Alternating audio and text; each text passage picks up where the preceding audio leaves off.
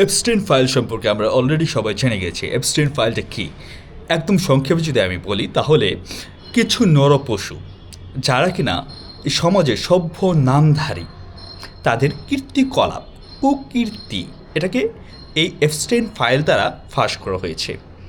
তো এই যে তাদের কুকীর্তি, এই কুকীর্তিটা আয়ামে জাহালিয়াত, যে যুগকে জাহালিয়াতের যুগ বলা হতো, অজ্ঞতার যুগ, মূর্খতার যুগ এবং অন্ধকারের যুগ বলা হতো, সেই যুগকে কি ছাপিয়ে গিয়েছে?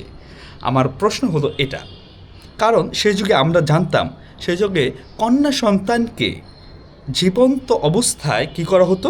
কবর দেওয়া হতো, এবং জিনা, ব্যভিচার এবং সকল রকম অপরাধী মনে করা হতো না সেই সময়। এগুলোকে খুবই স্বাভাবিক বিষয় মনে করা হতো।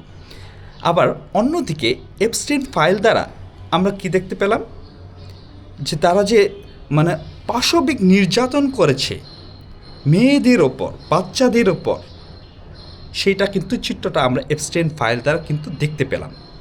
তাহলে কি আমরা বলবো এপস্টেইন ফাইল এর যে নথিগুলো রয়েছে, সেই নথির ভিত্তিতে যে পশুগুলো এই কীর্তিকলাপ করেছে, তারা কি আয়ামে জাহালিয়াতকে ছাপিয়ে গিয়েছে?